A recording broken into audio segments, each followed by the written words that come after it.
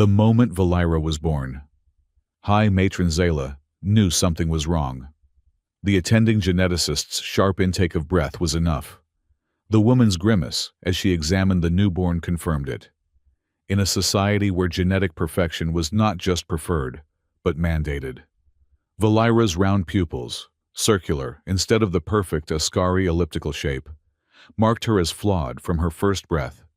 "A genetic anomaly, High Matron," the geneticist had whispered, refusing to meet Zayla's eyes. "The ocular formation is incorrect." Zayla, commander of the Fourth Fleet and one of the 7 High Matrons who governed the planet of Vera, had stared at her daughter with a clinical detachment that would define their relationship for the next 20 years. "Log it," she had ordered. "Mark the birth record as compromised. Keep her isolated from the other newborns." And so began Valira's life, born wrong. A genetic aberration in a world where such deviations were considered dangerous to the purity of the Ascari bloodline. Now, 20 years later, Valira stood before the monthly genetic compliance scanner, her face an impassive mask as the machine's cold blue light washed over her features. The technician, a young Ascari with perfect elliptical pupils and the typical ash-blue skin of the ruling caste, refused to look directly at her, as most did. To acknowledge Valira was to acknowledge imperfection, and imperfection was a contagion in Ascari society. "Spread your fingers for the neural mapping," the technician instructed, her voice flat and mechanical. Valira complied, placing her hand on the scanner. She had undergone this humiliation every month since her 15th birthday, a special courtesy extended to genetic anomalies. Most Ascari were only tested annually. "The readings are—" The technician frowned, tapping the screen. "This can't be right." Valira's heart rate increased. Any deviation from routine was dangerous for someone already marked as defective. "What is it?" Valira asked, her voice deliberately calm, controlled, the way she had trained herself to speak to mask her emotions. Emotions were dangerous on Ivera. They were the primitive remnants of less evolved species. The Ascari had engineered most emotional responses out of their genetics centuries ago. The technician's eyes widened as she studied the readout. "The neural pattern. I've never seen anything like it." She reached for the emergency communication panel. "I need to contact the Genetic Compliance Division." Before Valira could react, the doors to the scanning chamber hissed open. 4 Ascari elite guards entered, their faces hidden behind reflective masks, their bodies encased in the midnight blue armor of the Genetic Purification Unit. Behind them walked General Nizra, the most feared enforcer of genetic purity on Ivera. Her elliptical pupils were unnaturally perfect, even by Ascari standards, and her ash-blue skin bore the ritual scarification of the truly devoted. Rumor had it that Nizra had voluntarily undergone genetic resequencing 7 times to purge any remaining impurities from her lineage. "Valira, daughter of High Matron Zayla." Nizra's voice was like steel scraping against glass. "Your neural scan has triggered a Class 1 genetic divergence alert." Valira kept her expression neutral, though her mind raced. Class 1 was the highest level, reserved for threats to the entire genetic pool. "There must be a mistake," Valira said, even as she knew arguing was pointless. The machines didn't make mistakes. Only genetics did. People like her were the mistakes. Nizra's thin lips twisted into what might have been a smile on any other face. "No mistake. Your neural pathways show a 98.7% compatibility match with Earth DNA." The word hung in the air like a death sentence. Earth, the exiled planet, cast out from the Galactic Council centuries ago for their refusal to submit to genetic standardization. Humans were considered mentally contaminated, a species that had rejected the path of genetic perfection in favor of emotional chaos and unpredictable biological variation. "That's impossible," Valira whispered. "I've never even seen a human." "And yet, Your brain is wired like theirs. Nizra motioned to the guards. By order of the Genetic Council, you are to be immediately quarantined and prepared for deep neural examination. Valera knew what that meant. Deep neural examination was a euphemism for dissection. They wanted to understand why her brain matched human patterns, and they didn't need her alive to find out. The guards advanced, stun batons activated. Valera backed against the wall, searching for an escape that didn't exist. Her unusual eyes darted around the room, taking in details most Ascari would miss. The slight hesitation in the youngest guard's step, the emergency ventilation shaft behind the scanner, the way Nizra's hand rested too casually on her sidearm. "Please," Valera said, knowing it was useless. Ascari didn't respond to please. Emotion was weakness. And then, something unexpected happened. The youngest guard suddenly turned and fired her stun baton at the other three guards. In the moment of confusion, she grabbed Valera's arm.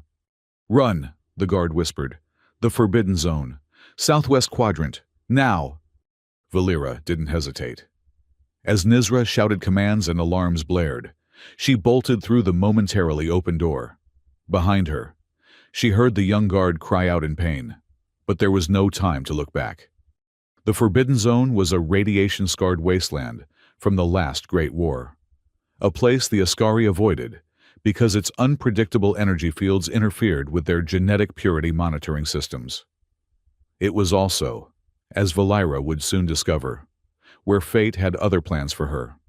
As she ran through the dense forest that bordered the city's edge, the sky above erupted in a brilliant flash of light. Something large and metallic tore through the atmosphere, trailing fire and smoke, its trajectory taking it directly into the heart of the Forbidden Zone. Valera paused, watching as the object, clearly some sort of spacecraft, crashed with a thunderous impact that shook the ground beneath her feet. In any other circumstance, she would have kept running. But something about the ship's design triggered a strange recognition in her mind. It wasn't Ascari. It wasn't even from any of the allied species she'd seen in the limited educational materials she'd been allowed to access. It was human. And despite everything she'd been taught about the dangers of Earth and its unpredictable inhabitants, Valera found herself running toward the crash site rather than away from it. The ship was smaller than she'd expected, a shuttle rather than a full transport vessel. Smoke poured from a gash in its side, and scattered debris marked its violent path through the forest. Valera approached cautiously, her Ascari combat training taking over as she scanned for threats. The hatch of the shuttle burst open with a hiss of hydraulics, and a figure stumbled out, coughing and waving away smoke. Valera froze, staring at the first human she had ever seen. He was tall, taller than most Ascari, with skin a color she'd never encountered before. Somewhere between the tan hide of desert animals and the copper ore from the northern mountains. His eyes were startling, round pupils like hers, but set in irises of deep green rather than the uniform silver of Ascari eyes. His hair was dark and cropped short, and he wore a uniform of some kind, though not military from what she could tell. Most disturbing of all, his face was extraordinarily expressive, shifting between pain, confusion, and relief in rapid succession, displaying more emotion in seconds than an Ascari would typically show in months. Valera's hand moved to the ceremonial dagger at her hip, the only weapon she'd had time to grab during her escape. The human hadn't noticed her yet, too busy examining a wound on his arm and muttering words in a language her translator implant couldn't quite process. She should kill him immediately. That's what all her training demanded. Humans were mentally contaminated, dangerously emotional, unpredictable, a threat to genetic purity. The fact that her brain somehow resonated with their patterns made this human doubly dangerous to her. Valera stepped forward, dagger raised, and froze as the human finally noticed her. Instead of showing fear or reaching for a weapon, he simply stared, his expressive face registering surprise and then something she couldn't identify. He spoke, and this time her translator caught the words. "Well, you're definitely not the rescue party I was hoping for." Valera tightened her grip on the dagger. "Don't move, human." He raised his hand slowly, wincing as the movement pulled at his injured arm. "No moving. Got it. I'm Eli. Eli Mason.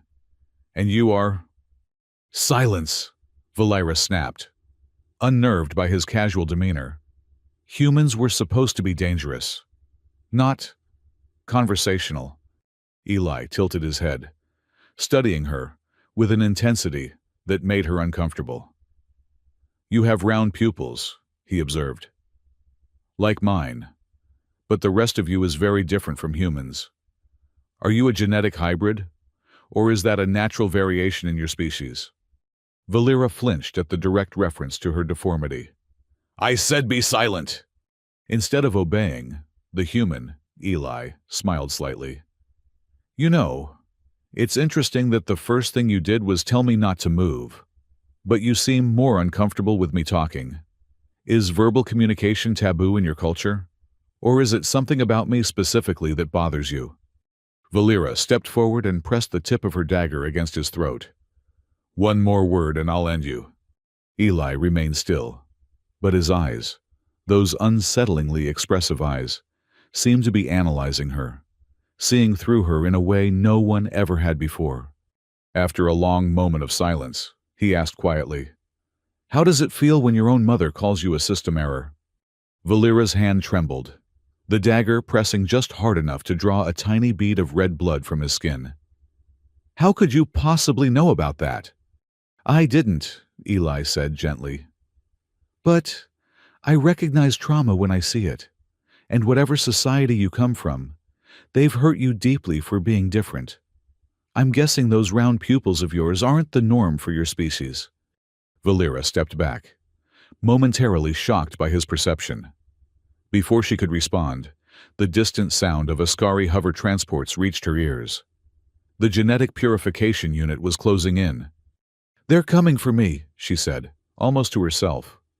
"And I'm guessing they're not throwing you a surprise party," Eli replied, glancing toward the sound. "Look, I don't know what's happening here, but I'm pretty good at hiding from people who want to kill me. It's practically part of my job description. Maybe we could help each other." Valera hesitated. Everything she had ever been taught told her to kill this human and run. But everything she had ever been taught had also told her she was defective, wrong, a genetic mistake. And now she knew her brain was somehow compatible with his species, a species the Ascari had demonized for centuries. "Why should I trust you?" she demanded. Eli shrugged, wincing again at his injury. "You shouldn't, rationally speaking. But those ships are getting closer, and I'm betting neither of us wants to be here when they arrive. So how about a temporary alliance of convenience? You help me find somewhere to hide and treat this arm, and I'll try to be useful somehow." The hover transports were getting louder. Valera made her decision. "This way," she said, turning toward the densest part of the forest. "And if you betray me, human, I will make your death last for days." Eli followed her, a strange half-smile on his face. "You know, where I come from, we usually just start with coffee." As they disappeared into the undergrowth, the first Ascari scout ships appeared overhead, searchlights cutting through the forest canopy, hunting for the genetic anomaly who had dared to escape her fate, unaware that she had just made contact with the very species she had been condemned for resembling. And somewhere, in the cold, sterile chambers of the Genetic Council, High Matron Zayla received the report of her daughter's escape with an expression that, for just a moment, might have been mistaken for relief. Part 2. Psychologist meets outcast. 1 listens. 1 learns. The forest grew denser as they moved deeper into the forbidden zone. Vegetation here was different, more vibrant, less controlled than the carefully engineered botanical gardens of the Ascari cities. plants of impossible colors twisted around trees that stood taller than any building Valira had ever seen. The air hummed with energy from the ancient radiation, creating auroras that danced between the branches overhead. "What is this place?" Eli asked, his voice hushed with wonder rather than fear. "The Forbidden Zone," Valira replied curtly, scanning their surroundings for pursuit. "A battlefield from the last Great War. The radiation altered the ecosystem. The Ascari avoid it because it interferes with their genetic monitoring systems." "And the Ascari are your people?" Valira's jaw tightened. "They are not my people. Not anymore." They continued in silence until they reached a small clearing where a massive fallen tree created a natural shelter. Valira motioned for Eli to get inside the hollow trunk, then followed, positioning herself near the opening where she could watch for pursuers. Eli settled against the inner wall of the trunk, examining his injured arm in the dim light, filtering through cracks in the bark. The wound was a deep gash running from elbow to wrist. "I don't suppose you have any medical supplies?" he asked. Without a word, Valira reached into a hidden pocket in her uniform and extracted a small silver case. She tossed it to him. "Basic emergency kit," she explained. "Disinfectant, synthetic skin sealant, pain suppressors." Eli opened the case and examined the unfamiliar items. "Thanks. Mind showing me how these work? Human medicine might be a bit different." Valira hesitated, then moved closer. She took the items from him and began treating his wound with efficient, practiced movements. "You have medical training," Eli observed. "All Ascari do," she replied, "even defective ones." As she worked, Eli studied her. "So, those round pupils of yours, that's considered a defect." Valira's hands paused momentarily before continuing. "The Ascari prize genetic purity above all else. Elliptical pupils are the standard. I was born wrong." "Born different," Eli corrected gently. "Not wrong." Valira finished applying the synthetic skin sealant and moved back to her position at the trunk's opening. "Semantics don't change reality. In Ascari society, different is wrong." "And what happened today? Why were they suddenly hunting you more actively?" Valira's silver eyes, round-pupiled and sharp, fixed on him. "They discovered that my neural patterns match those of humans. Like you. A 98.7% compatibility match." Eli's eyebrows rose in surprise. "That's unexpected. I'm guessing humans aren't popular around here?" "Humans were expelled from the Galactic Council centuries ago for refusing genetic standardization. Your species is considered mentally contaminated, slaves to emotion and biological variation." Valira's voice held the flat, recitative quality of someone repeating lessons learned by rote. "Ah," Eli nodded. "So when they discovered your brain is wired like ours?" "They ordered me taken for neural examination." "Which means?" "Dissection." Eli winced. "Charming folk, these Ascari." He shifted, trying to find a more comfortable position. "You mentioned a high matron Zayla earlier. Is she the leader?" "One of 7 who rule Ivera. She's also my mother." "And she was willing to let them dissect you?" Eli's voice was carefully neutral, but Valira could hear something underneath, an emotion her limited experience couldn't identify. "High Matron Zayla has always prioritized genetic purity over maternal bonds. When I was born defective, she personally ordered my isolation from other children.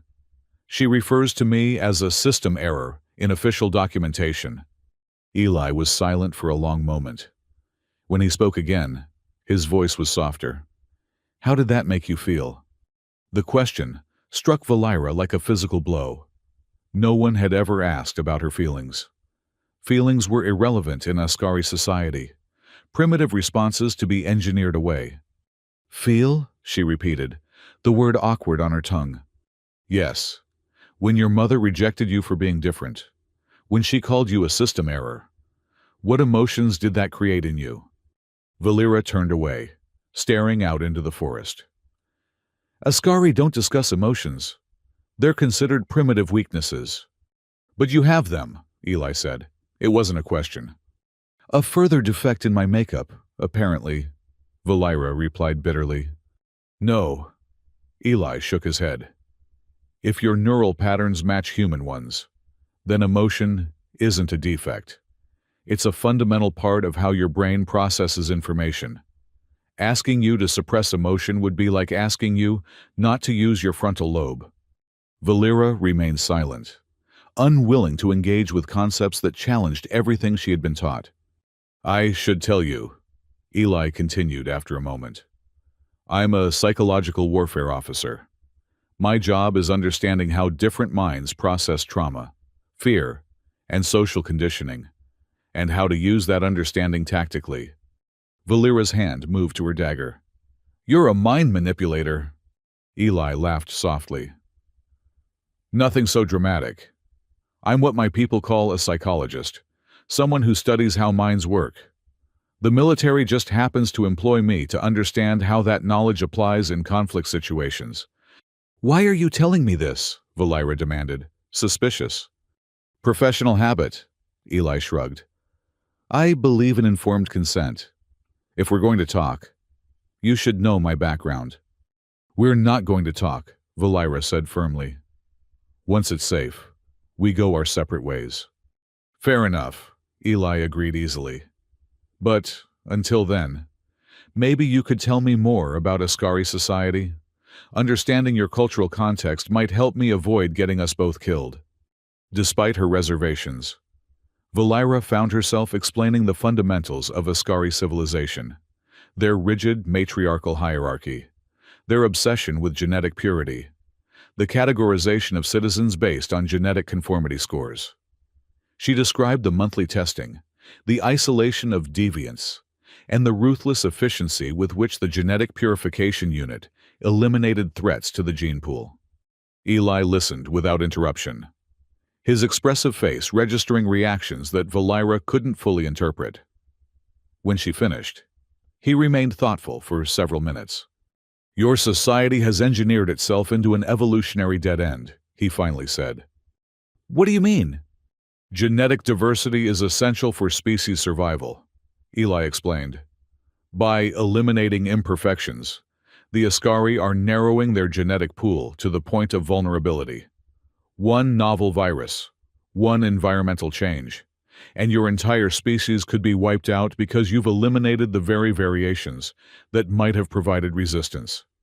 Valira had never considered this perspective. The Council teaches that purity equals strength. The Council is wrong, Eli stated flatly. From a biological standpoint, they're dangerously wrong. Homogeneity is vulnerability, not strength. Before Valira could respond, a distant sound caught her attention, the distinctive hum of Ascari sensor drones. They're sweeping the area, she whispered. We need to move. They slipped out of the hollow tree and deeper into the forest. As they moved, Eli continued their conversation in hushed tones. Your neural compatibility with humans is fascinating, he said. It suggests either a common evolutionary ancestor or parallel development under similar conditions. Or a genetic anomaly, Valira countered. Maybe, Eli conceded. But what if it's not? What if your brain structure represents a natural variation within Ascari genetics? One that's been suppressed through selective breeding and genetic engineering. The thought was unsettling. Why would they do that? Control, Eli suggested. Emotional complexity makes people harder to predict, harder to control. A society obsessed with order might see that as threatening. They paused at the edge of a small stream, listening for pursuers. The forest had grown eerily quiet. Your emotional responses, Eli continued. How do you handle them? Valira stiffened. I suppress them, as all Ascari are taught. But you feel them first, Eli pressed. You experience anger, fear, curiosity.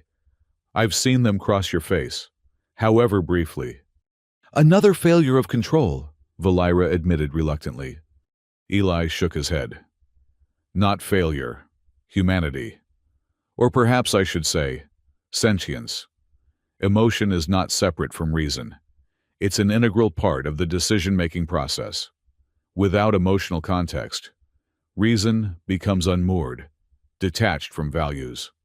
Values are subjective, Valira recited. Genetic purity is objective. Is it? Eli challenged. Who defined purity? Who decided elliptical pupils were superior to round ones? These aren't objective standards. They're cultural constructs masquerading as biological imperatives. Before Valira could respond, the foliage behind them exploded in a burst of energy fire. 3 Ascari trackers emerged, weapons raised. Genetic deviation identified, one called out. Surrender for processing. Valira pushed Eli behind her and drew her dagger. Run! I'll hold them off. Instead of running, Eli stepped beside her. They outnumber us and have ranged weapons. Fighting isn't the optimal strategy. Then what is? Valira demanded. Eli's eyes darted around, assessing their surroundings. The stream. Can these Ascari swim? No, Valira replied. Aquatic environments are considered genetically contaminating. A slow smile spread across Eli's face. Fascinating. Follow my lead, but be ready to dive into the water on my signal. To Valira's astonishment, Eli stepped forward, hands raised, and began speaking directly to the trackers. Greetings, genetically superior beings, he called out in a formal, almost ritualistic tone. I am requesting asylum under Section 7 of the Galactic Council's Refugee Protocol. The trackers hesitated, clearly confused by the unfamiliar approach. Eli continued, his voice taking on a hypnotic rhythm. As you can see, I am clearly not Ascari. My presence here is the result of a navigation error and subsequent crash. According to interstellar law, you are obligated to contact the Galactic Council's Refugee Division before taking any action against me. The lead tracker lowered her weapon slightly. The human is attempting to confuse us with irrelevant protocols. Not irrelevant, Eli countered smoothly. The Ascari pride themselves on their logical adherence to law, do they not? To ignore interstellar refugee protocols would be illogical, emotionally driven, even. The accusation of emotional behavior visibly disturbed the trackers. As they conferred among themselves, Eli whispered to Valira, Get ready. For what? She whispered back. Trust me, he murmured, then, louder, to the trackers. Of course, if you're experiencing emotional responses that prevent you from following protocol, perhaps you should report to genetic compliance for evaluation. I understand round pupils are a particular concern. Now! He suddenly shouted, grabbing Valira's arm and plunging into the stream. The trackers fired, but their shots went wide as Eli and Valira disappeared beneath the surface.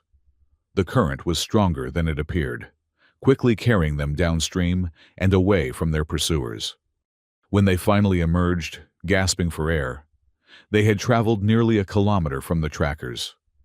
Eli helped Valira onto the bank, both of them soaked and shivering. How did you know that would work? Valira demanded between breaths. Eli grinned, water dripping from his hair. Basic psychological leverage. Your society has conditioned its members to fear emotional reactions and genetic contamination. I just used that conditioning against them. They were so concerned about appearing emotional that they hesitated. And I guess they wouldn't follow us into water they believe is contaminating. Valira stared at him, seeing the human in a new light. You manipulated their fears.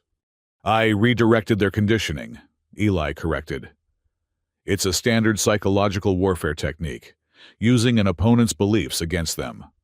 They found shelter in a cave set into a hillside, far enough from the stream to avoid immediate detection. As night fell, the temperature dropped, and they huddled near a small heat source from Eli's emergency kit. You should sleep, Eli suggested. I'll keep watch. Valira shook her head. Ascari require less rest than humans. I'll watch. At least close your eyes for a while, Eli insisted. Mental fatigue impairs judgment even when physical fatigue hasn't set in. Reluctantly, Valira leaned back against the cave wall, though she kept her dagger ready in her hand. As her eyes began to close, Eli spoke again. "I've been thinking about your neural compatibility with humans," he said quietly. "I'd like to try something tomorrow, if you're willing." "What?" Valera asked, suspicious but curious. "A series of cognitive exercises. If your brain is wired like ours, you might have capabilities the Ascari have trained you to suppress. Emotional intelligence, intuitive reasoning, creative problem-solving. To what end?" Eli's expression grew serious. "Survival, primarily. But beyond that, liberation. The chance to discover who you are when you're not defined by their standards of genetic correctness." Valera was silent for a long moment. "Why would you help me?" "Professional curiosity. Partly," Eli admitted. "I've never encountered an alien species with human-compatible neural patterns. But mostly," he hesitated, "mostly because I recognize what it's like to be told you're broken when you're simply different." Something in his tone made Valera look at him more closely. "You were considered defective among your people." A shadow crossed Eli's face. "Not genetically, but yes, in a way. I process information differently than most humans. My brain sees patterns others miss, makes connections they don't follow. As a child, they called it a disorder. As an adult, the military found it useful and called it a gift." He smiled faintly. "Neither label was quite right. I'm just differently wired." For the first time since their meeting, Valera felt something unexpected. A connection, a recognition of shared experience across the vast gulf of their different species. "Sleep," Eli said gently. "Tomorrow we can begin discovering just how wrong they were about both of us." As Valera drifted into an uneasy sleep, her last conscious thought was a question that would have been heretical in Ascari society. What if being born wrong meant she was actually born right for a different purpose, one the Genetic Council couldn't begin to comprehend?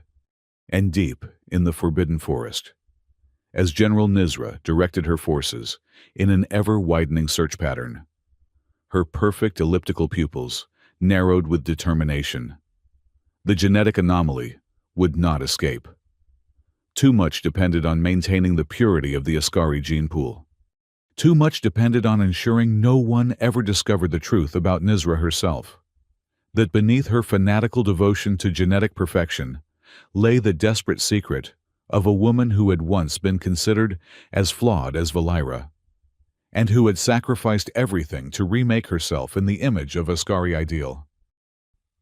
Part 3. She was not broken. She was rewired. Dawn broke over the Forbidden Zone, painting the mutated forest in shades of purple and gold. Valera woke instantly, as she had been trained to do, her hand already tightening around her dagger. It took her a moment to register that Eli was no longer in the cave. She sprang to her feet, a complex mixture of emotions flooding her system: concern, betrayal, fear. Had he abandoned her? Been captured? Her question was answered a moment later, when Eli appeared at the cave entrance, carrying what appeared to be local fruit. "Morning," he said cheerfully. "Hope you don't mind, but I scouted the immediate area and found breakfast. These look similar to fruits I've seen on other worlds, though I'm not sure if they're safe for your physiology." Valera stared at him, trying to process his casual behavior. "You left without waking me." "You needed the rest," Eli replied, setting down the fruit and taking a seat opposite her. "And I needed to get a better understanding of our surroundings." "I could have helped with that." "You can help with the next task," Eli said, reaching into his pack and removing a small device. "This is a neural scanner, basic equipment for my work. If you're willing, I'd like to get a more detailed reading of your brain patterns." Valera eyed the device suspiciously. "Why?" "Two reasons," Eli explained. "First, to better understand your neural compatibility with humans. which might help us figure out why the Ascari are so afraid of it.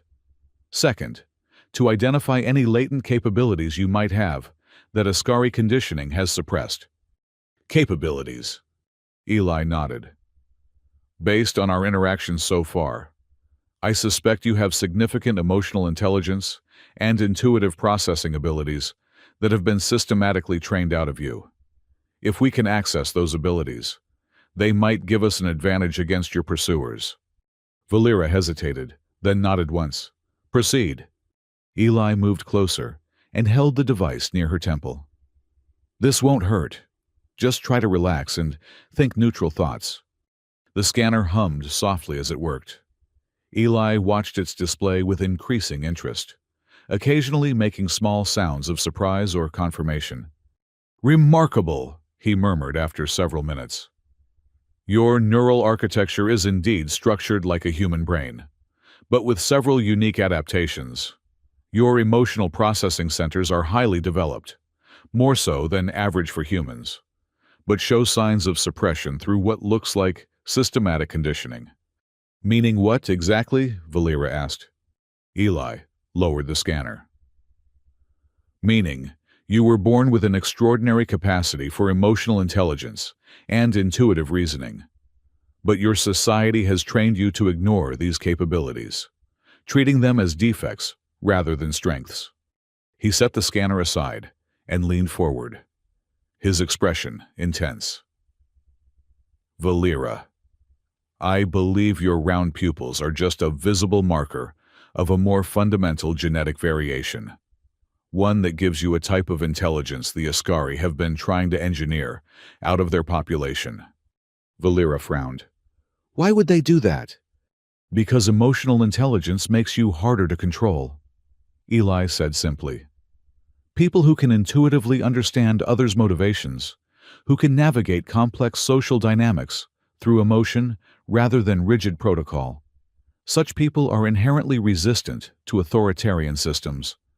He paused, letting the implication sink in. I suspect your neural patterns aren't a defect at all. They're an evolutionary adaptation that threatens the Ascari power structure. Valera stood abruptly and paced the small cave. Even if what you say is true, how does this help us now? The entire genetic purification unit is hunting us.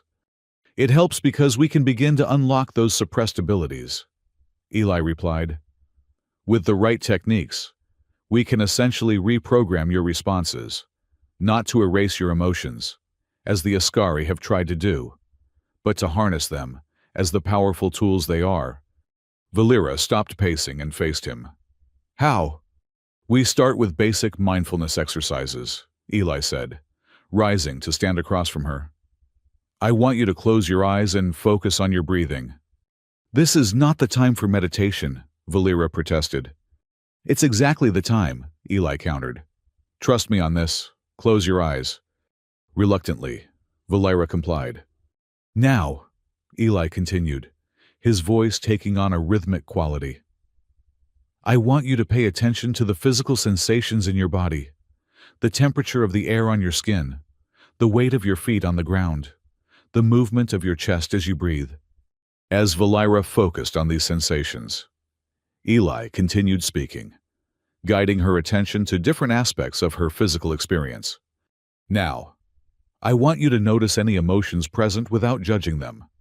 Just observe what you're feeling. Valera's brow furrowed. I feel concern, urgency, doubt. Good, Eli encouraged. Don't try to change these feelings or suppress them. Just acknowledge them as information your body is providing.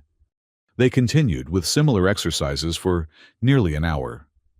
Eli taught Valera to identify emotional states by their physical signatures.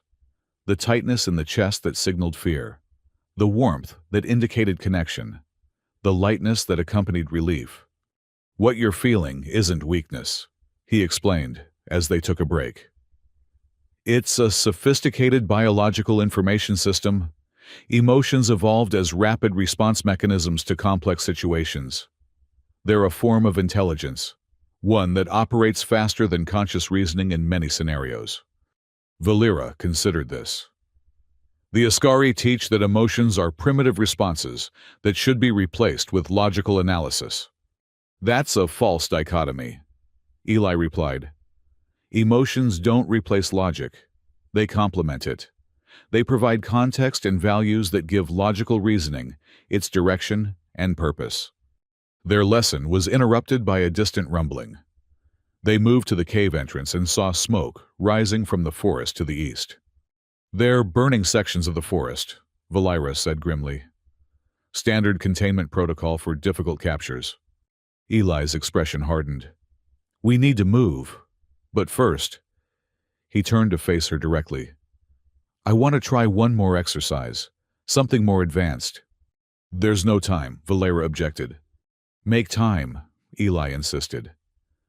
"This could save our lives." He placed his hands on her shoulders, the direct physical contact making Valira flinch slightly. "I want you to recall a moment when you felt most intensely, a time when emotion was so strong you couldn't suppress it." Valira closed her eyes, reluctantly searching her memories. "When I was 16, she finally said, I discovered an archive record that showed my mother had considered terminating my gestation when the genetic scan revealed my defect. She was overruled by the council, who wanted to study the anomaly. When I confronted her, she said she had only been calculating optimal resource allocation." Eli's hands tightened slightly on her shoulders. "And how did that make you feel?" "Rage," Valera whispered. "Pure rage. I broke a ceremonial vase in her chamber, the only time I ever lost control." "And what happened after?" "I was sedated and placed in isolation for a month. Additional emotional suppression conditioning was added to my education program." Eli nodded. "I want you to access that rage again, not to be consumed by it, but to channel it. Feel it in your body. Where does it sit?" Valera's hand moved to her chest. "Here, like fire." "Good. Now imagine that fire flowing through your limbs, becoming energy, becoming focus. Not mindless anger, but directed power." To Valera's surprise, the exercise worked. The rage she had suppressed for years transformed into a kind of clarity, a heightened awareness that made her senses sharper, her mind quicker. "This is how humans operate," she asked, amazed at the sensation. "The ones who've learned to integrate their emotional and rational faculties." "Yes," Eli confirmed. "Now, let's apply it. We need to evade capture, which means predicting how your pursuers think. Put yourself in General Nizra's mind. What's her next move?" Valera closed her eyes, drawing on her new emotional awareness to imagine Nizra's perspective. "She's methodical. She'll establish a perimeter and work inward. But she's also afraid." "Afraid of what?" Eli prompted. "Of failure. Of contamination." Valira's eyes snapped open.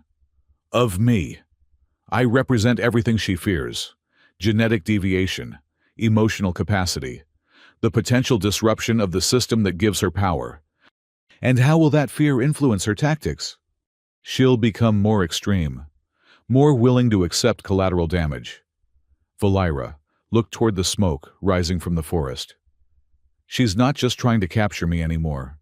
She's trying to eradicate what I represent." Eli nodded, satisfied. "Now we have something to work with. Let's move." They gathered their meager supplies and headed deeper into the forbidden zone, away from the smoke. As they traveled, Eli continued Valira's training, teaching her to recognize and utilize emotional states that the Ascari had conditioned her to suppress. By midday, they had reached a peculiar section of the forest where the radiation-mutated plants grew in patterns that seemed almost deliberate, forming corridors and chambers like a living labyrinth. "This place feels conscious," Eli observed, touching one of the strangely pulsing vines. "Bio-responsive flora," Valira explained. "The radiation altered their cellular structure, creating a primitive form of neural network. They respond to emotional emanations." Eli's eyes widened. That's why the Ascari avoid this place. Their emotional suppression would make them effectively invisible to these plants. And more emotionally expressive beings would be, Valira began. Visible, Eli finished. Like beacons. He looked around with new understanding. The plants are reacting to us, to our emotional states. As if confirming his theory, the vegetation around them shifted subtly, creating a clearer path in the direction they had been traveling.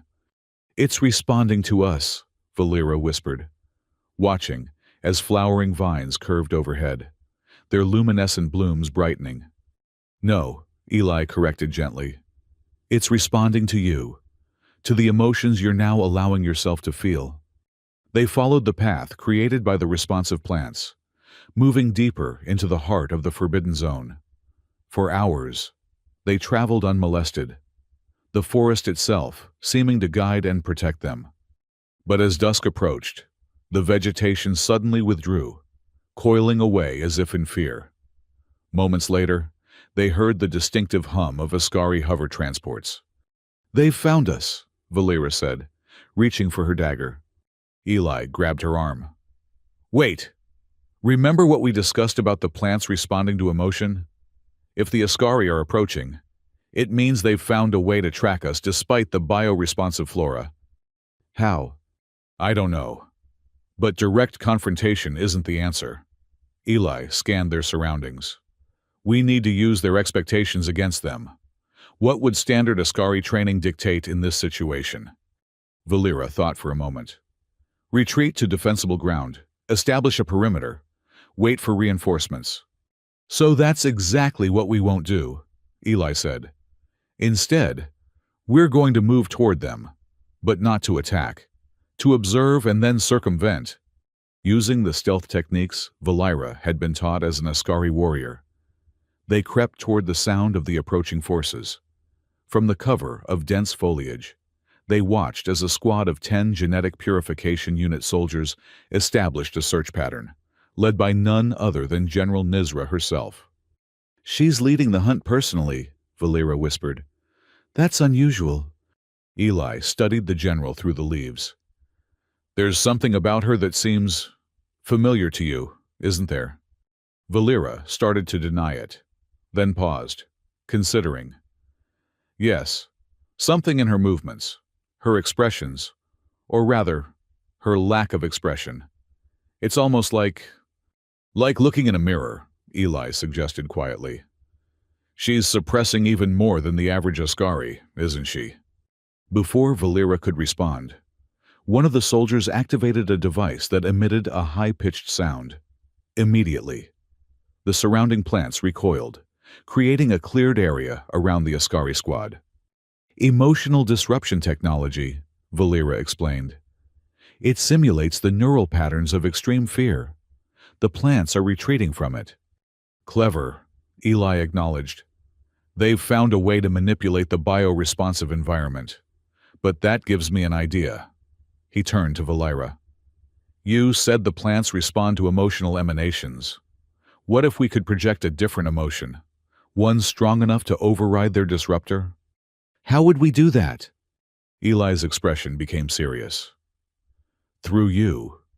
Your neural structure gives you greater emotional capacity than any Ascari, possibly greater than most humans. If you could project a powerful emotional state."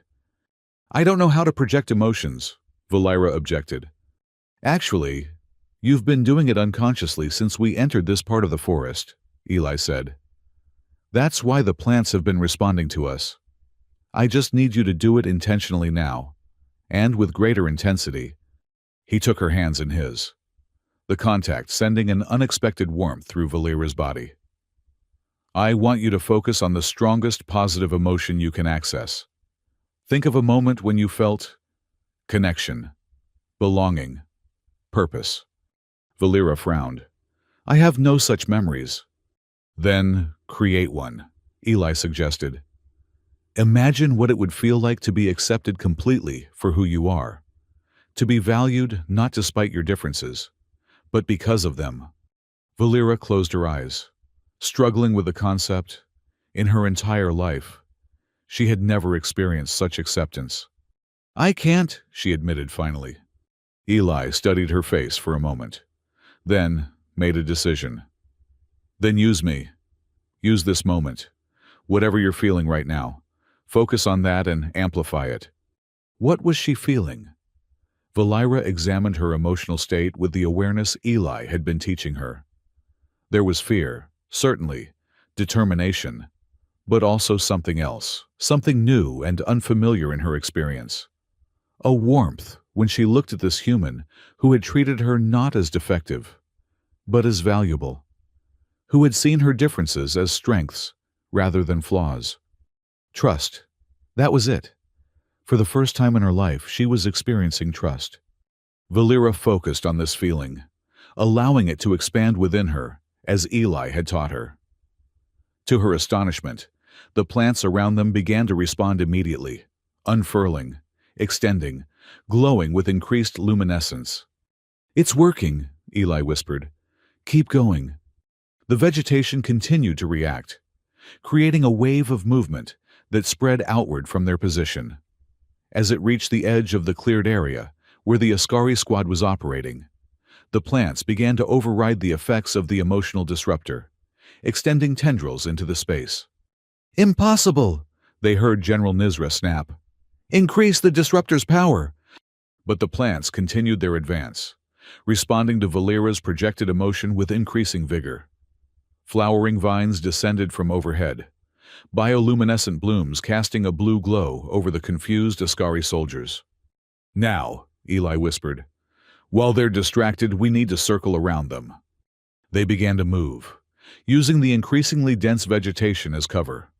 The plants seemed to cooperate, creating a path for them while simultaneously hampering the Ascari pursuit. They had nearly cleared the area when a shout went up.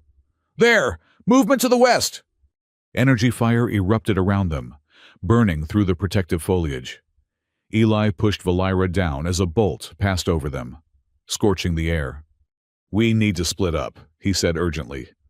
"I'll draw their fire. You circle back and—" "No," Valira cut him off. "We stay together." More energy fire peppered their position. The plants were recoiling from the heat and destruction, their protective canopy thinning. "We don't have a choice," Eli insisted. "They'll capture both of us if we—" He never finished the sentence. A bolt of energy caught him in the side, sending him sprawling to the ground with a cry of pain. "Eli!" Valira moved to him, checking the wound. It was serious, a deep energy burn that had penetrated his abdomen. "Go!" he gasped, pushing weakly at her. "Get away while you can." Instead, Valira lifted him, displaying the enhanced strength typical of Ascari physiology. "I told you, we stay together." She carried him deeper into the forest as energy bolts sliced through the vegetation around them. Behind them, she could hear General Nizra shouting orders, organizing her forces for pursuit. The plants responded to Valira's desperate determination, closing behind her to hamper the Ascari advance. But it wouldn't hold them for long. Eli's breathing had become labored, his skin pale. "Put me down," he managed. "I'll only slow you down." Valira ignored him, continuing to move as fast as she could while carrying his weight. Her mind raced, searching for options, for escape routes, for any possibility of survival. And then, unexpectedly, she found one. Ahead, barely visible through the dense foliage, stood a structure, ancient, partially reclaimed by the forest, but unmistakably artificial. Some relic of the war that had created the Forbidden Zone. Valira headed for it, hope flaring within her. As they approached, she saw that it was a bunker of some kind, its entrance half hidden by mutated vines. She shifted Eli's weight and forced the door open, then carried him inside. The interior was dark but intact, a single large chamber filled with ancient equipment, most of it no longer functional. Valira laid Eli gently on a clear section of floor and examined his wound more carefully. The energy bolt had caused severe internal damage. Without proper medical attention, he wouldn't survive more than a few hours. How bad? He asked, his voice weak but still lucid. Not good, Valera admitted, but I've seen worse. It was a lie, and from his slight smile, Eli knew it. Not much of a poker face, are you? Poker face? Human expression. Means you're not good at hiding your emotions. He coughed, a thin line of blood appearing at the corner of his mouth. Which is actually a good thing. Means the conditioning is wearing off. Valera tore strips from her uniform to create a makeshift bandage. Save your strength. I need to secure the entrance before they track us here. She worked quickly, using debris from the bunker to barricade the door. It wouldn't stop a determined Askari force for long, but it might buy them some time. When she returned to Eli's side, his condition had deteriorated further. His breathing was shallow, his skin clammy. Listen, he said, reaching for her hand. There's something you need to know. Something important. Valera took his hand, surprised at how natural the gesture felt. I'm listening. Your neural compatibility with humans. It's not random. It's evidence of connection. He paused, gathering strength. Humans and Askari must have crossed paths before.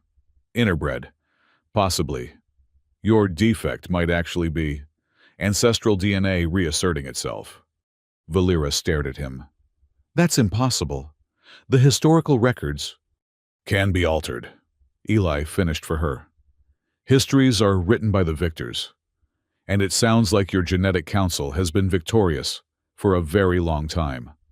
Outside, they could hear the Askari forces approaching, the sound of energy weapons as they cleared a path through the defensive vegetation. They're coming, Valera said, drawing her dagger. I'll hold them off as long as I can.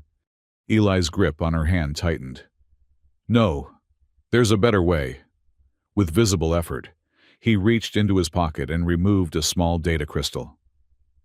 This contains everything I've learned about psychological warfare, emotion as a weapon, mind as a battlefield. He pressed the crystal into her palm. Don't live for revenge, Valera. Live to change the game. Before she could respond, the bunker door exploded inward. General Nizra stood in the opening, flanked by her elite guards, energy rifles aimed at Valera. Surrender the human and submit to genetic processing, Nizra commanded, her voice as cold and mechanical as ever. Valera stood, positioning herself between the Askari and Eli. And if I refuse? Then you will be terminated as a genetic aberration, Nizra replied. The human will be dissected for scientific study. Choose. Valera felt something stir within her, a clarity and purpose unlike anything she had experienced before. Using the techniques Eli had taught her, she channeled her emotions not into rage, but into focused determination. I choose option 3, she said calmly. Before Nizra could respond, Valera moved with a speed and precision that surprised even the Askari general. She targeted not the soldiers' weapons or bodies, but the emotional disruptor device one of them carried. With a precise throw of her dagger, she destroyed the device, which exploded in a shower of sparks. Immediately, the bio-responsive flora surged forward, responding to the sudden release of emotional energy in the area.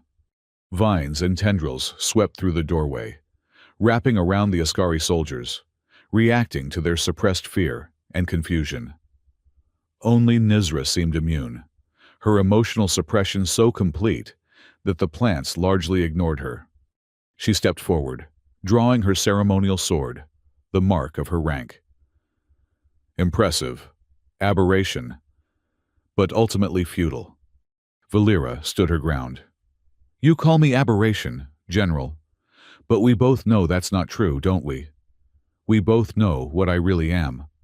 Nizra's perfect features showed a flicker of something, the faintest crack in her emotional armor. You are a genetic mistake, nothing more.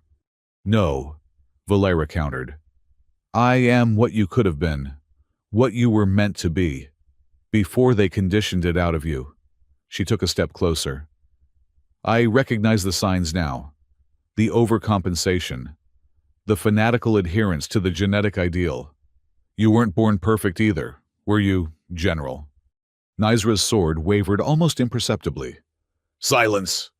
You underwent the resequencing procedures, Valira continued, the realization dawning on her. Multiple times, from the look of you. Painful, wasn't it? Rewriting your own DNA to match their standard of perfection.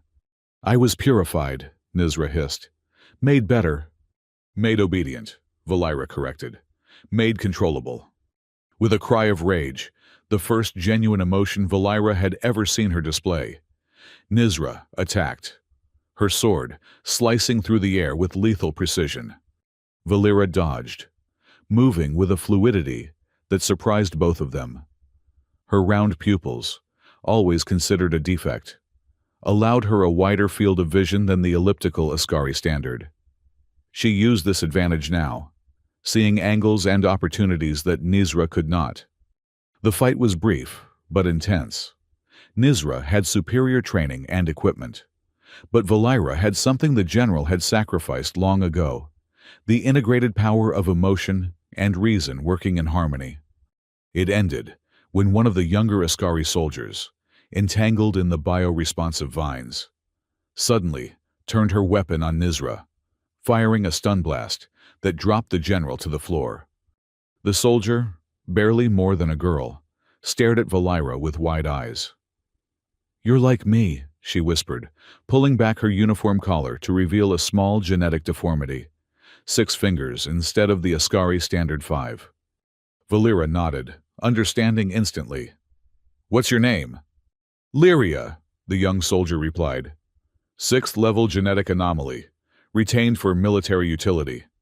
Not anymore, Lyria, Valira said firmly. You're not an anomaly. You're the future. With Nizra unconscious, and the other soldiers either entangled or uncertain, Valira returned to Eli's side. His condition had worsened during the confrontation. His eyes were closed, his breathing shallow. Eli, she called, taking his hand again. We need to move. Can you stand? His eyes fluttered open, focusing on her with effort. Did we win? For the moment, Valira confirmed. But we need to get you medical attention. Eli shook his head weakly.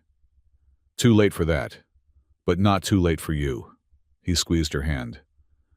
Remember what I said. Don't live for revenge. Live to change the game. His eyes closed again, his breathing becoming more labored.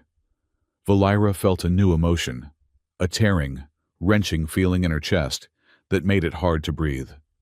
I don't know how to change the game without you, she admitted, the words catching in her throat.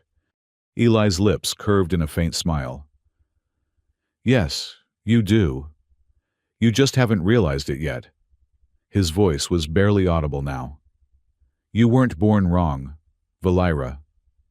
You were born exactly right, for a different purpose than they intended. As he slipped into unconsciousness, Valira made her decision. If she couldn't save Eli alone, she would find someone who could. And in the process, she would deliver the message he had entrusted to her, a message that might change everything for those like her. With Lyria's help, she secured the other Ascari soldiers and constructed a makeshift stretcher for Eli.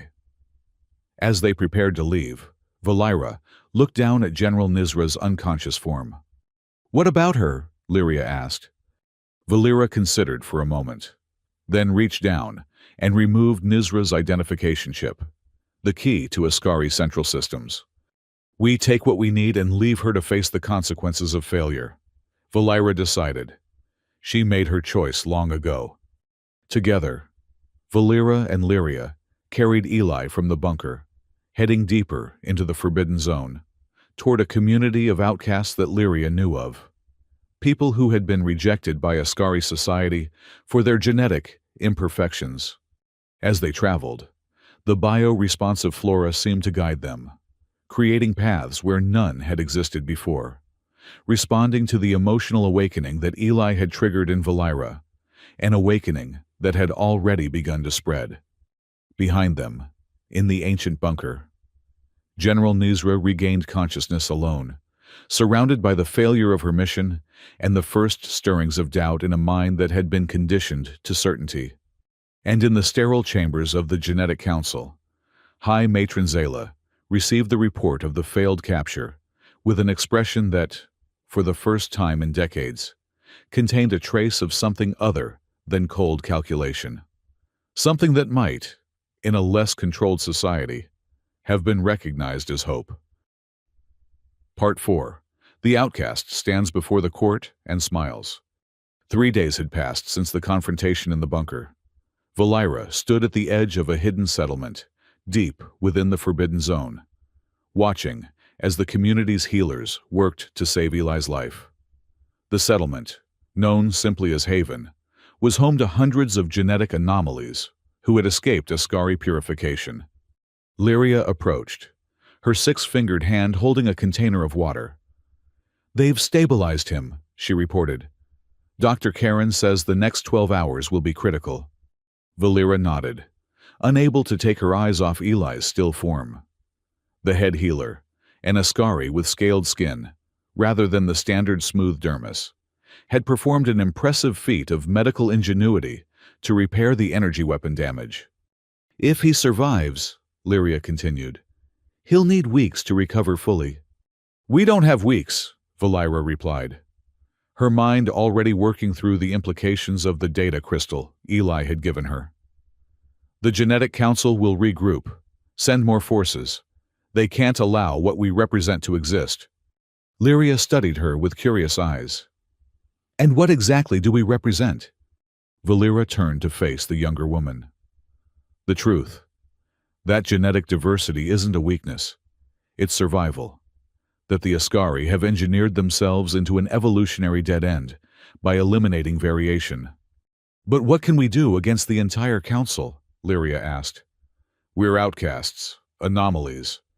We have something they don't," Valira said, holding up the data crystal.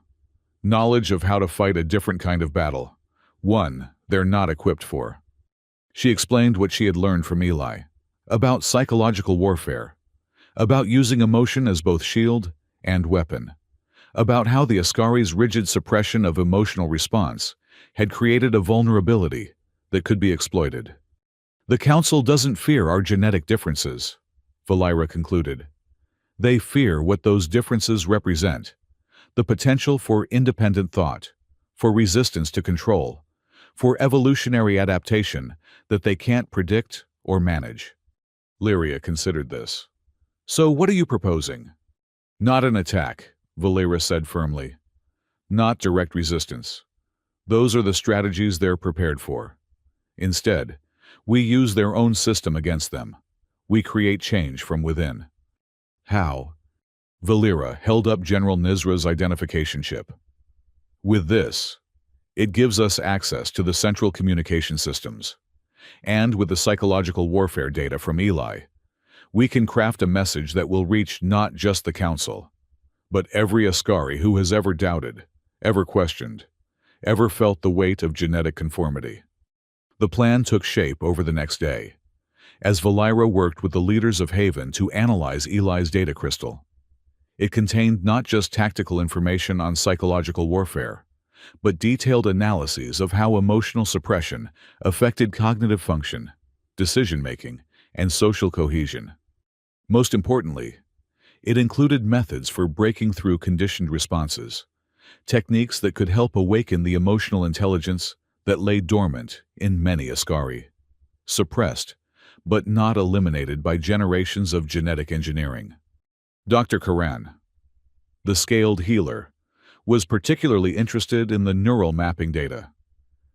"This confirms what some of us have suspected for years," she said, examining the displays.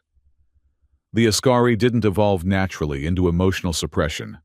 They were engineered that way, and not that long ago, evolutionarily speaking." "How can you tell?" Valira asked. "The neural architecture is too complex to have been eliminated through natural selection," Karan explained. "It's been suppressed, overlaid with conditioning and targeted genetic modifications, but the underlying structures remain intact. That's why your defect manifested. Your genetics somehow bypassed the suppression mechanisms. And there are others like me? Karan gestured around at the inhabitants of Haven. All of us, to varying degrees. Some express physical differences, others neurological ones. But we all represent the diversity that the Council has tried to eliminate. As Eli's condition gradually stabilized, Valira finalized her plan. Using Nizra's identification chip, she would infiltrate the capital city and access the central communication network during the Festival of Genetic Harmony, an annual celebration where all Askari gathered to reaffirm their commitment to genetic purity. It's suicide, Lyria objected. Even with the General's chip, you'll be recognized. I'm counting on it, Valira replied. My capture won't be the failure of the mission. It will be part of it. The night before her departure, Valira sat beside Eli's bed. He had regained consciousness briefly earlier in the day, long enough to understand and approve her plan before slipping back into healing sleep. I don't know if this will work, she admitted to his unconscious form. But you taught me something important, that change doesn't always come through force. Sometimes it comes through understanding. She took his hand, still surprised at how natural the gesture felt. You showed me that I wasn't broken, just wired differently. Now I need to show my people the same truth. In the morning, Valira prepared to leave. The inhabitants of Haven had provided her with supplies and a small but powerful data transmitter constructed from salvage technology. Dr. Karen had also given her a neural stabilizer, a device that would help her maintain emotional awareness even under stress. Remember, the doctor cautioned, the Council will try to use emotional triggers against you. Shame, isolation, the conditioned need for conformity. The stabilizer will help, but ultimately, your awareness is your strongest defense. Lyria insisted on accompanying her to the edge of Haven. Are you sure you want to do this alone? Valira nodded. One person has a better chance of infiltrating the city, and someone needs to stay and lead if I don't return. Lead what? Lyria asked. Whatever comes next, Valira replied. Whether I succeed or fail, nothing will be the same after today. The journey to the capital took most of the day. As Valira approached the city's outskirts, she activated Nizra's identification chip, allowing her to pass through the outer security perimeters unchallenged. The chip's high-level clearance prevented the usual genetic scans that would have immediately identified her. The capital of Ivera was a monument to Askari ideals of perfection, all clean lines and mathematical precision, without the organic irregularity found in most cities. The buildings rose in perfect geometric patterns, their surfaces a uniform white that reflected the planet's blue-tinged sunlight. Askari moved through the streets with mechanical efficiency, their interactions formal and minimal. Watching them, Valira was struck by how different they appeared to her now, not superior as she had once believed, but diminished, lacking the vibrancy and complexity she had glimpsed in Eli and the inhabitants of Haven. The Festival of Genetic Harmony was centered in the Grand Compliance Hall, a massive structure at the city's heart, where the Genetic Council conducted its most important business. Today, it would be filled with thousands of Askari, from the highest-ranking matrons to the lowest-tier workers, all gathered to celebrate their genetic perfection. Valira's plan relied on this gathering. The central communication system, which normally broadcast only official pronouncements, would be configured to address the entire assembly, and, by extension, the entire planet. Using Nizra's chip, Valira entered the administrative level of the compliance hall. She moved with purpose, adopting the rigid posture and expressionless demeanor of a high-ranking officer. No one questioned her presence. The identification chip's authorization overrode any potential concerns. She located the central communication hub, a sterile room filled with advanced technology. Two technicians looked up in surprise as she entered. This area is restricted during the festival, one began, then stopped as she displayed Nizra's chip. General, We weren't informed. Emergency override, Valira stated flatly, imitating Nizra's clipped tones. Council authorization. The technicians hesitated only briefly before stepping aside. As they left, Valira locked the door behind them and quickly began accessing the system. The data transmitter from Haven connected seamlessly with the Ascari technology. Within minutes, Valira had uploaded the contents of Eli's data crystal into the communication network, set to broadcast throughout the compliance hall and across all Ascari channels simultaneously. But that was only the first part of her plan. The most crucial element would be her own testimony, her personal challenge to the system that had labeled her defective. As she prepared the final broadcast sequence, an alarm sounded. They had discovered the deception sooner than she had anticipated. Valira worked faster, fingers flying across the control panel. She needed only a few more minutes to complete the upload and initiate the broadcast. The door to the communication hub shuddered as security forces attempted to override the lock. Just as the upload completed, the door burst open. A squad of elite guards rushed in, weapons raised, followed by a figure Valira had not expected to see. Her mother, High Matron Zayla. Valira.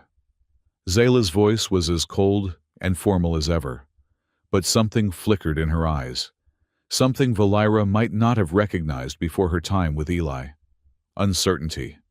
Mother, Valira acknowledged, stepping away from the control panel. Or should I address you as High Matron? You will address me as your judge, Zayla replied. You have committed crimes against the genetic purity of the Ascari. You will be taken directly to the council for immediate processing. Valira didn't resist as the guards secured her. Everything was proceeding according to plan, better than planned, with her mother's direct involvement. The festival gathering is complete, she asked, as they led her from the room. All are assembled, Zayla confirmed, suspicion evident in her tone. Why do you ask? Valira allowed herself a small smile. Excellent timing. They escorted her through the administrative corridors and into the main chamber of the compliance hall. Thousands of Ascari sat in perfect rows, their faces uniformly attentive as they listened to a speaker extolling the virtues of genetic conformity. The guards brought Valira to the central platform, where the 7 members of the Genetic Council sat in elevated chairs. A murmur, the closest thing to disruption in Ascari gatherings, spread through the assembly as they recognized the genetic anomaly being presented before the council. Silence, commanded the chief matron, the highest authority on Ivera. We will maintain order. The vast hall grew quiet again, though Valira could sense a tension that hadn't been present before. Her appearance, a known genetic anomaly boldly present at the Festival of Genetic Harmony, was unprecedented. Valira, daughter of High Matron Zayla, the chief matron intoned. You stand accused of genetic nonconformity, evasion of purification protocols, contamination through contact with non-Ascari species, and sabotage of official systems. How do you respond? Before Valira could answer, the massive display screens throughout the hall suddenly activated. Eli's data began streaming across them, neural maps showing the suppressed emotional centers in Ascari brains, historical records indicating deliberate genetic manipulation, evidence of the evolutionary advantages of diversity. What is this? The chief matron demanded, rising from her chair. Valira stepped forward, her voice amplified by the hall's acoustic design. This is truth, chief matron. The truth the council has suppressed for generations. The technicians scrambled to shut down the displays, but the system had been locked by Valera's programming. The data continued to stream, now accompanied by images from Haven, genetic anomalies, living productive, innovative lives away from Ascari control. I speak not just to the council, but to all Ascari, Valira continued, her voice carrying throughout the hall and across the planet via the communication network. I speak to those who have felt different, who have questioned, who have suppressed their doubts to conform. She moved to the center of the platform, commanding attention with a presence she had never before allowed herself to display. We have been told that genetic purity equals strength, that emotional suppression equals rationality, that conformity equals progress. These are lies. The chief matron signaled to the guards, "Remove her!" But Valera continued, raising her voice. "Look at the evidence before you. The Ascari were not always as we are now. Our ancestors possessed the full range of emotional capacity, the very traits now labeled as defects. Those traits weren't eliminated through evolution, but suppressed through deliberate engineering by those who sought control rather than progress." The guards hesitated, their attention drawn to the displays where the evidence of Valera's claims was clearly presented. "My round pupils aren't a defect. They're a reversion to our original genetics. My emotional capacity isn't a weakness. It's an evolutionary advantage that allows for adaptation, innovation, and true connection." Throughout the hall, Valera could see signs of impact. Ascari shifting uncomfortably, exchanging glances, some even displaying visible emotional responses for perhaps the first time in their lives. "For too long, we have accepted the Council's definition of perfection," she pressed on. "But true perfection isn't uniformity. It's the capacity to evolve, to adapt, to thrive through diversity." The chief matron had abandoned decorum now, shouting for security, for the communication system to be shut down. But the damage was done. Across Ivera, Ascari were seeing the evidence, hearing Valera's words, beginning to question centuries of conditioning. "Look around you," Valera challenged, gesturing to the assembly. "How many of you have hidden aspects of yourselves to conform? How many have undergone painful genetic modification to meet an arbitrary standard? How many have children or siblings who were processed for showing the very traits that make us sentient?" A commotion erupted at the back of the hall. A group of Ascari rose from their seats, removing head coverings or adjusting uniforms to reveal their own genetic anomalies, variations in skin patterns, non-standard eye formations, subtle differences that would normally be hidden at all costs. "You see," Valera called out, "we are everywhere. We are Ascari too, and we will no longer accept being labeled as defective." High Matron Zela stepped forward, her perfect features composed, but her voice less certain than usual. "The stability of our society depends on genetic conformity. Without it, we descend into chaos." "Does this look like chaos?" Valera countered, gesturing to the images of Haven still streaming on the displays. "They have built a community that embraces diversity yet maintains harmony.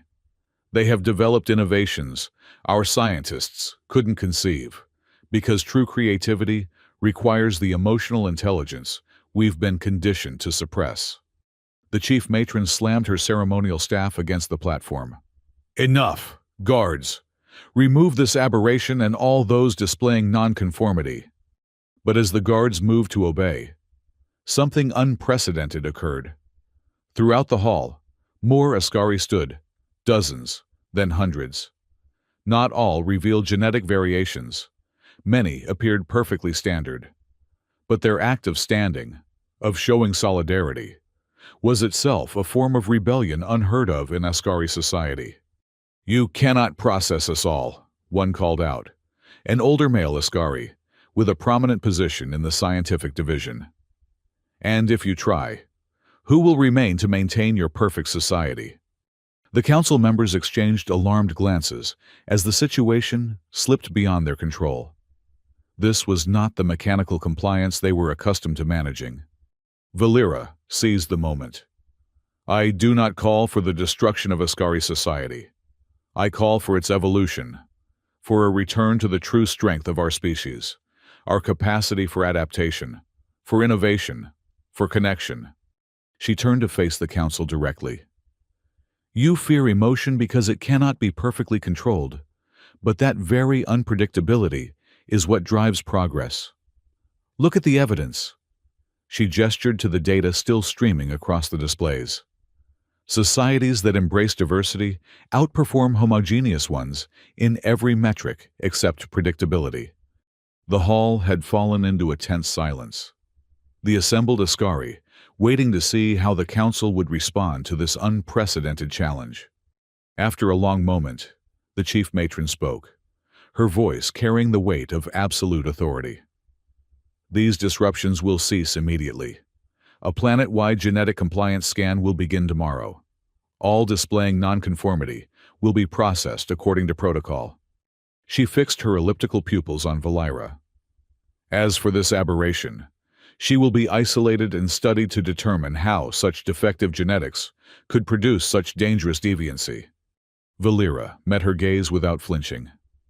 You can silence me, Chief Matron, but you cannot unsee what has been seen today. You cannot unlearn what has been learned. As the guards moved to take her away, a new voice rang out from the assembly. I motion for a suspension of proceedings. All eyes turned to the speaker, a middle-aged Ascari female with the insignia of the Judicial Division on her uniform. On what grounds? The chief matron demanded. On the grounds that significant new evidence has been presented that requires evaluation before judgment can be rendered. The judicial officer replied formally.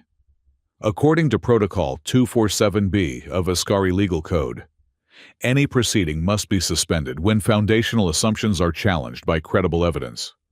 A murmur spread through the hall.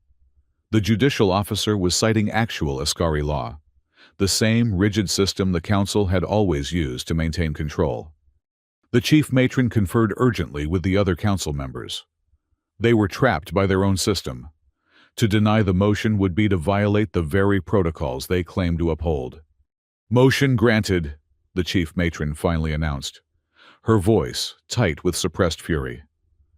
Proceedings are suspended for evaluation of evidence. The aberration will remain in custody during this period. It wasn't victory, but it was opportunity. Exactly what Valira had hoped for. As the guards led her from the platform, she caught her mother's eye. For the first time in Valira's memory, High Matron Zayla's perfect composure slipped, revealing a complex mixture of emotions beneath. In that moment, Valira knew her message had reached at least one person who mattered. As she was escorted from the compliance hall, reports were already coming in of disturbances throughout the capital. Ascari publicly revealing genetic variations, questions being raised in formal contexts, the rigid structure of society developing its first significant cracks in centuries. And across the planet, in hidden enclaves like Haven, those who had been cast out for their differences watched the unfolding events with hope they had never dared to feel before. In her holding cell, Valira closed her eyes and focused on the techniques Eli had taught her, channeling her emotions into clarity rather than anxiety, preparing herself for what would come next. This was only the beginning. The real work of changing Ascari society had just begun. Outside her cell, the first ripples of revolution spread through a civilization that had forgotten what change felt like. And in the high chambers of the Genetic Council, an emergency session began. The 7 most powerful Ascari on Avera, facing a threat they had never anticipated. The truth about their own nature, exposed for all to see. 3 days after her public testimony, Valira received an unexpected visitor in her holding cell. General Nizra, her perfect features marred by a new scar across her right cheek, stood rigidly before the energy barrier. You've created quite a disturbance, Nizra stated, her voice devoid of emotion as always. Valira remained seated, watching the general with newfound understanding. Not created, revealed. The council has been in continuous session since your performance. Reports of nonconformity displays have increased 7,000%. Productivity in essential sectors has decreased by 38%. Nizra recited the statistics as if they were a condemnation. And how does that make you feel, General? Valira asked quietly. Nizra's perfect posture stiffened further. Feel? I do not engage in emotional responses. I am a perfect example of Ascari genetics. Perfect through how many resequencing procedures? Valira countered. 7, wasn't it? Each more painful than the last as your body fought against the unnatural modifications. The general's hand moved unconsciously to the ritual scarification on her face. Marks Valira, now recognized as covering evidence of genetic resequencing. You've been relieved of duty, Valira observed, noting the absence of Nizra's insignia. Temporarily, Nizra snapped, a flash of anger breaking through her control. While the Council investigates alleged violations of protocol during your pursuit. The torture of prisoners, Valira translated. The excessive force. The destruction of protected biological zones. Nizra didn't deny it. Instead, she stepped closer to the barrier, lowering her voice. You think you've won something. You haven't. The Council will contain this disruption. They always do. Not this time, Valira replied with quiet confidence. Because this time, the truth is out. Not just about me, or about those like me, but about all Ascari, about what we were before they engineered us into these controlled versions of ourselves. Nizra studied her with cold intensity. Where is the human? Safe, Valira answered, beyond your reach. His ship contained advanced technology, weapons, information the Council requires. Valira smiled slightly. The only weapon that mattered was knowledge, General, and that weapon has already been deployed. Nizra turned to leave, then paused. The Council will offer you a choice, she said without turning around. Genetic resequencing to correct your anomalies, or permanent exile. Choose wisely. There's a third option, Valera called after her. The Council could recognize that they've been wrong. That genetic diversity is strength, not weakness. Nizra's shoulders tensed visibly. The Council does not admit error. Then, perhaps, Valera suggested, the Council itself is the error that needs correction. After Nizra departed, Valera returned to her meditation, focusing on maintaining emotional clarity while preparing for whatever came next. The visit had confirmed what she already suspected.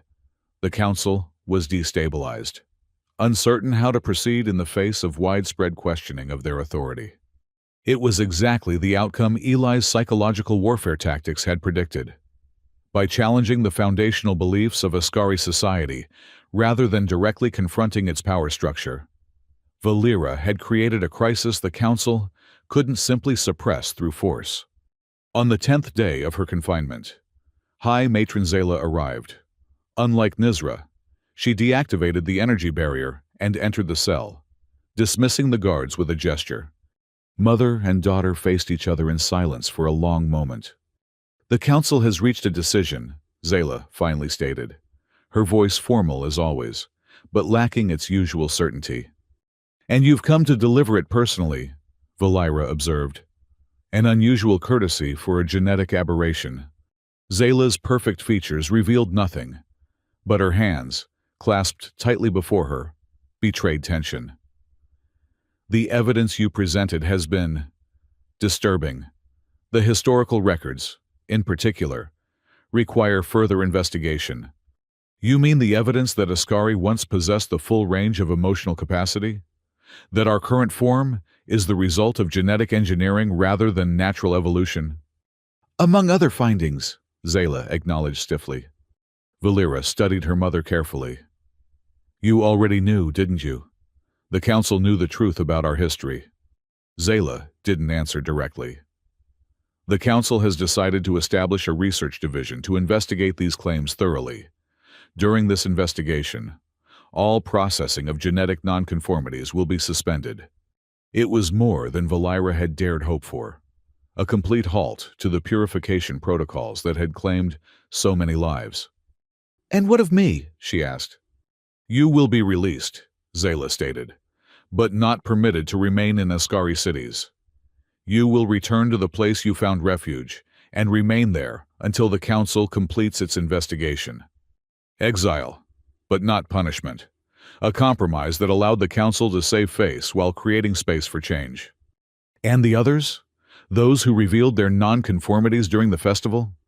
They will be monitored but not processed, Zayla replied. The council recognizes that hasty action would be counterproductive at this time. Valera nodded slowly. And what about you, Mother? Not as High Matron Zayla, but as the woman who gave birth to a daughter with round pupils and then rejected her. What do you think of all this? For the first time in Valera's memory, her mother appeared genuinely uncertain. I followed protocol, as I was trained to do.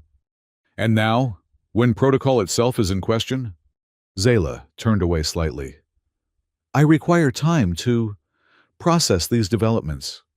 It wasn't an apology or an acknowledgement of wrongdoing, but coming from a woman who had spent her entire life suppressing any hint of emotional response or uncertainty. It was a significant admission. I understand, Valera said softly. Processing emotions takes practice when you've been conditioned to ignore them. Zayla faced her again, and for a brief moment, Valera thought she saw something in her mother's eyes, a flicker of the connection that might have existed between them in a different society. The human, Zayla said abruptly. We've received reports that he survived. He did, Valera confirmed. His knowledge of psychological warfare techniques is concerning to the council. Valera smiled slightly. Only to those who fear the truth about themselves. Zayla moved toward the exit, then paused. When you return to the settlement, tell the human that the council wishes to establish diplomatic contact with Earth authorities. Valera couldn't hide her surprise. After centuries of isolation? Circumstances change, Zayla replied formally. Adaptation is logical. After her mother left, Valera remained in the cell, processing what had just occurred. It wasn't total victory. The council still held power, still believed in their right to control Ascari genetics. But the first cracks had appeared in their perfect system, and through those cracks, change would inevitably flow. The next morning, she was escorted to the edge of the city and released. No guards followed as she made her way toward the Forbidden Zone. The council was allowing her to return to Haven, a tacit acknowledgement of the settlement's right to exist. As she walked, Valera reflected on how much had changed in such a short time. She had begun this journey as a genetic anomaly, a defect to be hidden and eventually purged. Now she returned as something else, a catalyst for change, a symbol of the diversity the Ascari had tried to engineer away. And somewhere in Haven, Eli waited, the human whose understanding of psychology had provided the tools to challenge an entire civilization, and whose recognition of Valera's true nature had awakened her to possibilities she had never imagined. She quickened her pace, eager to share the news of the council's decision and to see for herself that Eli was healing. There was much work ahead.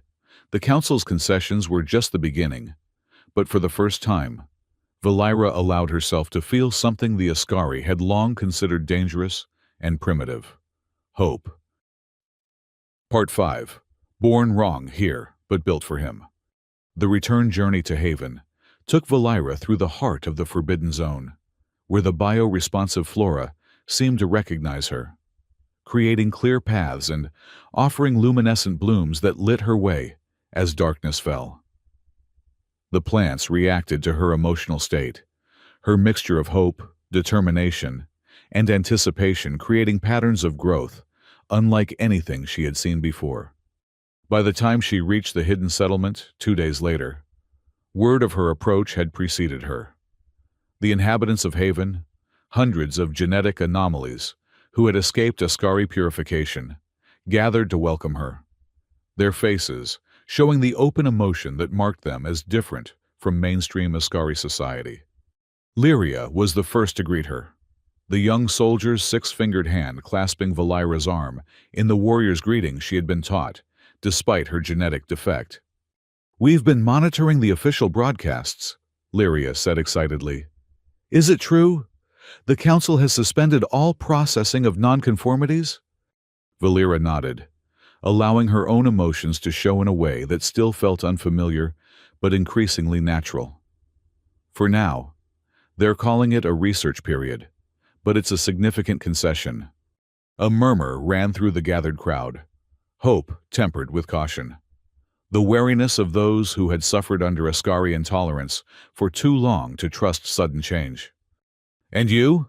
Dr. Karen asked, her scaled skin catching the light as she stepped forward. "What did they do to you?" "Exile, officially," Valira replied. "Though they're calling it restricted residence while the investigation continues." Karan smiled wryly. "So we're all still outcasts, just slightly more official ones." It's a beginning, Valira said firmly. The council is destabilized. Questions are being asked that haven't been permitted for centuries. Change won't come overnight, but it has begun. She looked around at the assembled faces, searching for one in particular. "Eli?" "This way," Karan said, gesturing toward the medical facility. "He's been asking for you since he regained consciousness." Valira followed the doctor through the settlement, noting changes that had occurred during her absence. New structures had been built. The population seemingly increased. Haven was growing, preparing for what might come. "We've had new arrivals," Karan explained, noticing her observation. "Your broadcast reached more than just the capital. Genetic nonconformities across Ivera have been making their way here. Those who lived in hiding. Those who were scheduled for processing but escaped in the confusion. They reached the medical facility, a surprisingly sophisticated structure built from salvage technology and natural materials. Inside, in a private room. Eli sat propped up on a bed, his color much improved, though he still looked weak. His face brightened when he saw her, an unguarded display of emotion that still startled Valira, even as she found herself responding in kind. "You made it," he said, his voice stronger than she had expected. "And from what I hear, you caused quite a stir." Karan discreetly withdrew, leaving them alone. "Your data crystal was very effective," Valira acknowledged, taking a seat beside his bed. "The psychological warfare techniques worked exactly as you predicted." "Not the techniques," Eli corrected gently. Your courage in confronting the system that had rejected you. Your willingness to stand before them and speak truth." Valira felt an unfamiliar warmth in her face, what she now recognized as the physical manifestation of emotional response that the Ascari had conditioned themselves to suppress. "I had a good teacher," she said. "Someone who showed me that being different wasn't the same as being wrong." Eli smiled, reaching for her hand, a gesture that had become natural between them. "So what happens now? I've been getting reports, but they're fragmented." Valira filled him in on the council's decision, the suspension of genetic processing, and the growing cracks in Ascari society's rigid conformity. "And there's something else," she added. "The council wants to establish diplomatic contact with Earth."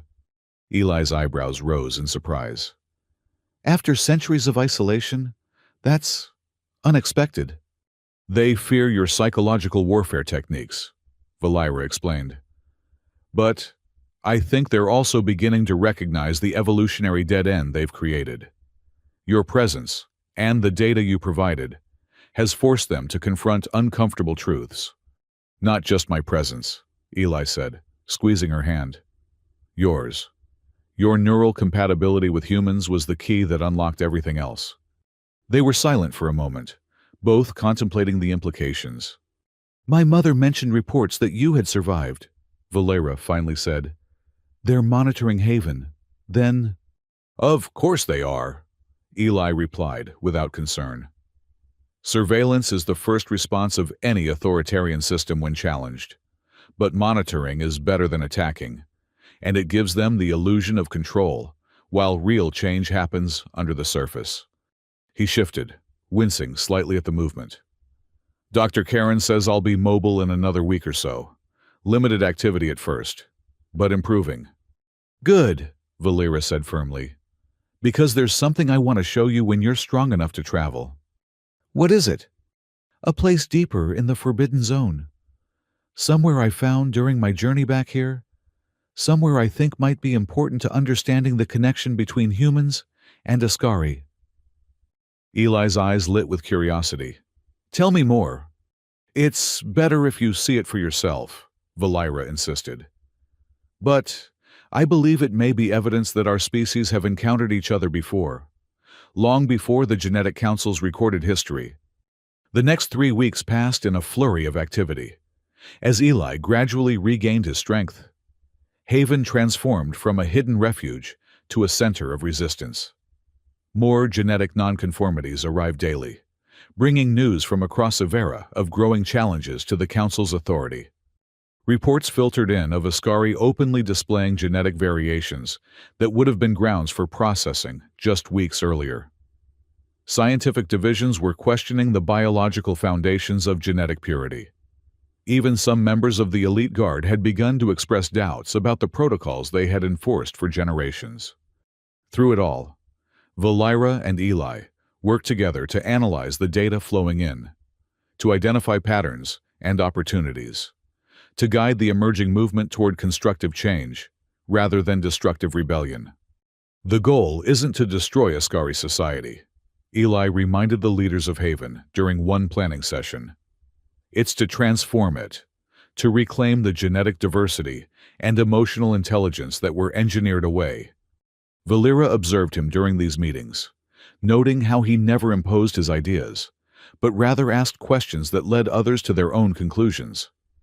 It was a subtle form of the psychological techniques he had taught her. Not manipulation, but liberation through understanding.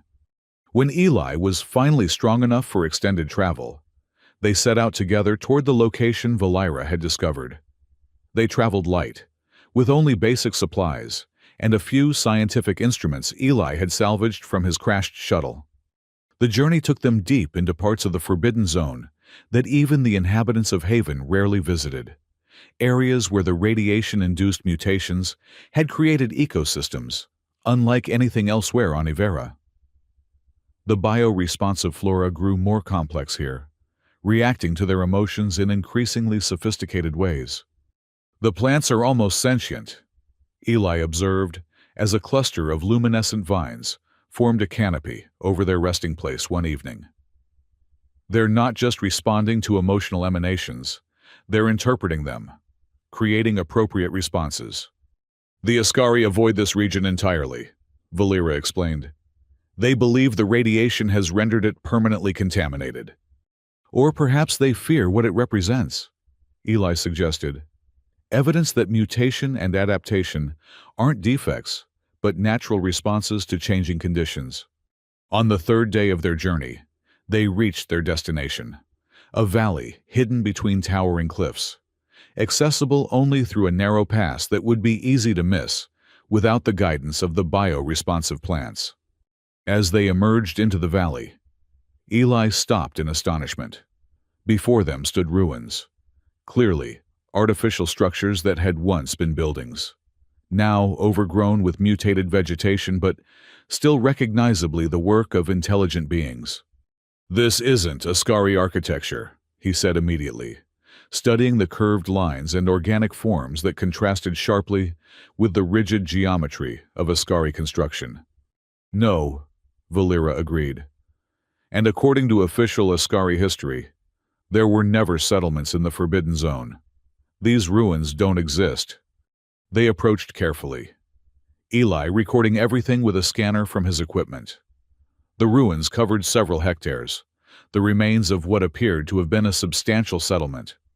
"Look at this," Valira said, leading him to what seemed to be the central structure. Unlike the others, it had partially survived whatever cataclysm had destroyed the settlement. And on its walls were preserved images, murals depicting figures that made Eli inhale sharply. "These are humans," he said, studying the unmistakable forms. "And these," he pointed to figures alongside them. "These appear to be Ascari, but different from modern Ascari. Look at the eyes. The depicted Ascari had round pupils, like Valira's, like human eyes. And they're showing emotion," Valira added, indicating the clear expressions of joy, connection, and community evident in the ancient artwork. These Ascari aren't emotionally suppressed. They spent hours documenting the murals, piecing together a story that contradicted everything in official Ascari history. The images showed humans and Ascari living together, collaborating, even, most shockingly, forming families together. "This explains your neural compatibility," Eli said, as the implications became clear. "Humans and Ascari interbred. We share ancestry. Which means my defect isn't a defect at all," Valira concluded.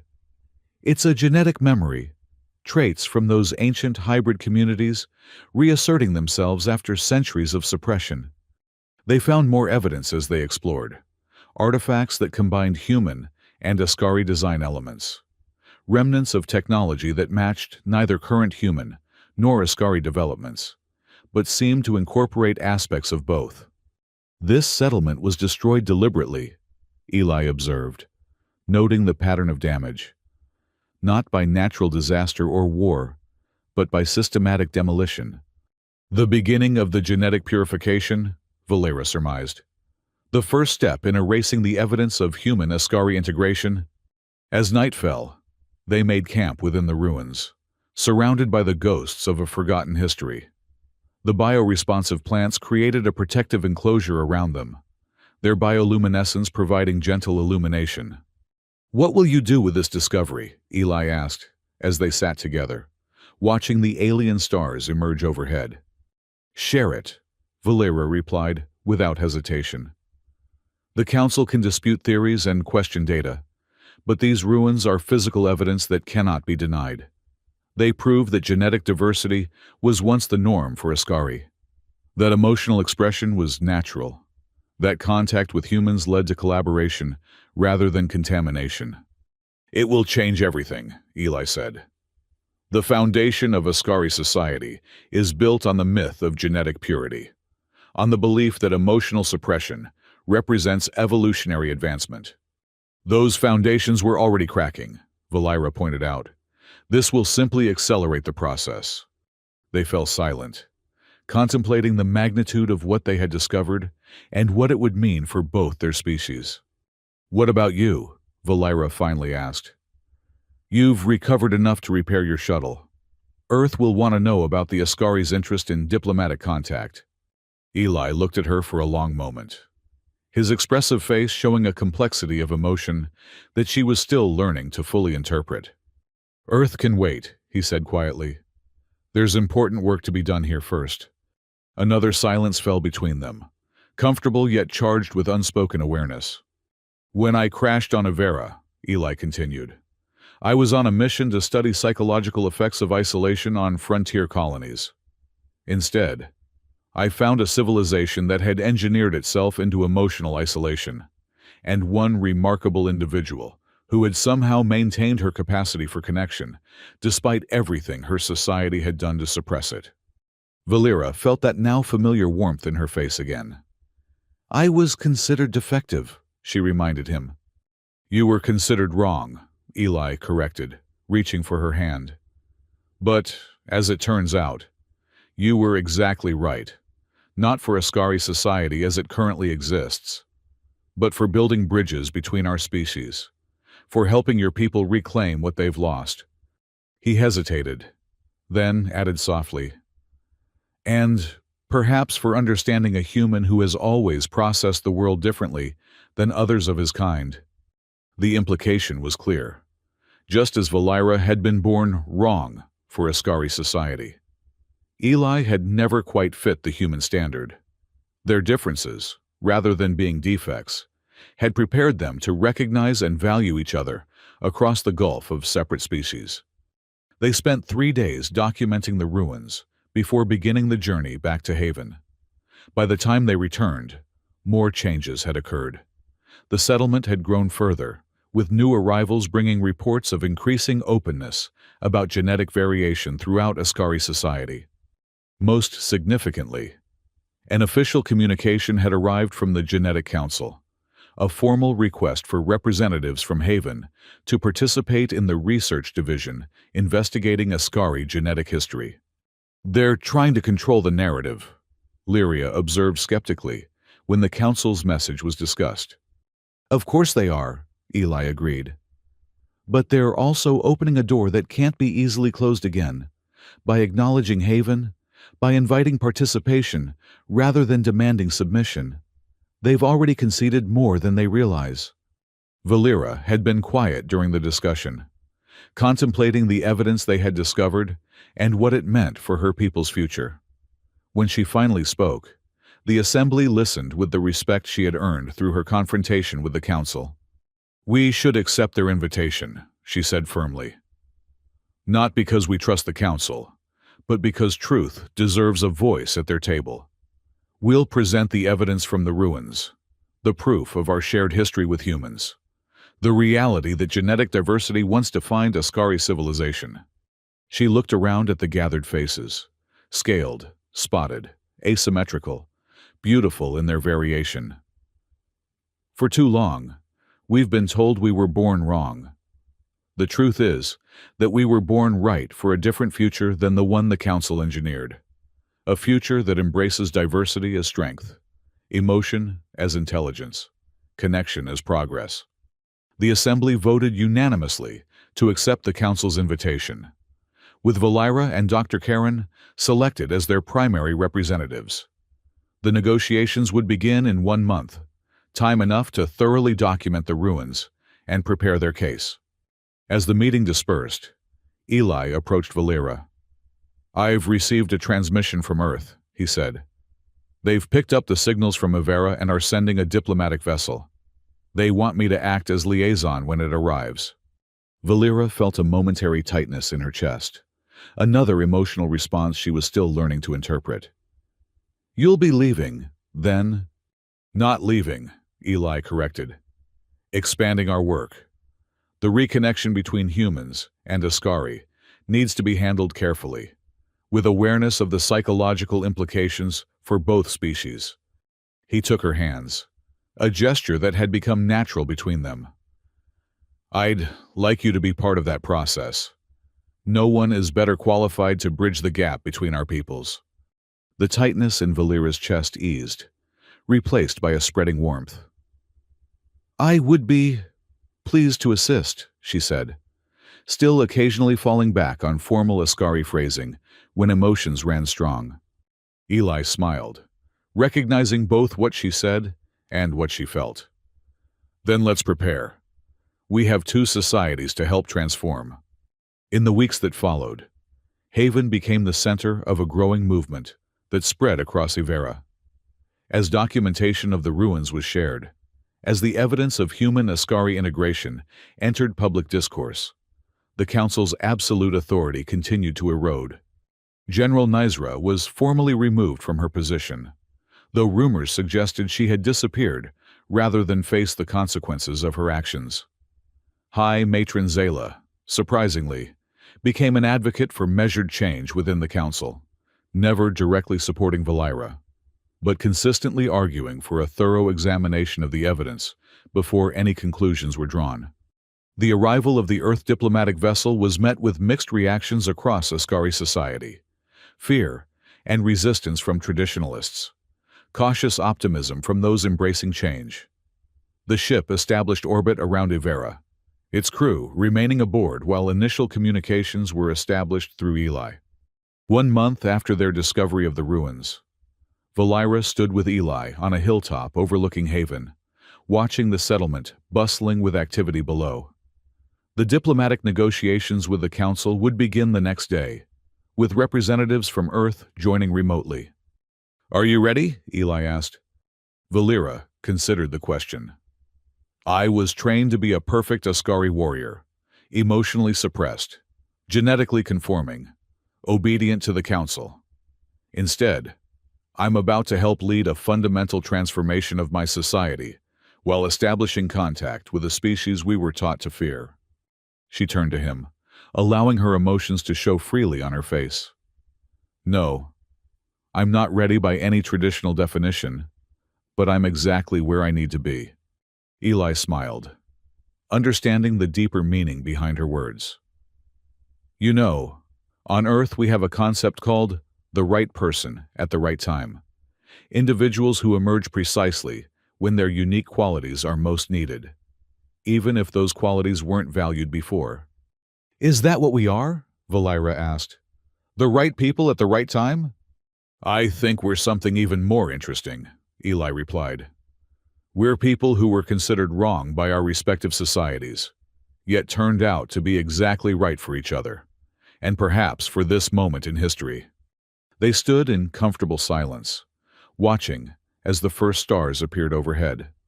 Somewhere among them, Earth shone, no longer the exiled planet of Ascari mythology, but a potential partner in a new understanding of what diversity and connection could mean for both species. A genetic anomaly, Valira murmured, echoing the designation that had defined her life until recently. But I was born. Exactly right for you. Eli's fingers intertwined with hers, the gesture symbolizing a connection that transcended species. And you are the upgrade that both our worlds need. Below them, Haven continued to grow, not just a settlement of outcasts now, but the birthplace of a new chapter in the history of two species that had once lived in harmony and might do so again. And deep in the Forbidden Zone, the ancient ruins stood as testimony to a truth the Council had tried to erase: that diversity breeds strength, that emotion enhances intelligence, and that different doesn't mean wrong. It simply means new possibilities waiting to be discovered.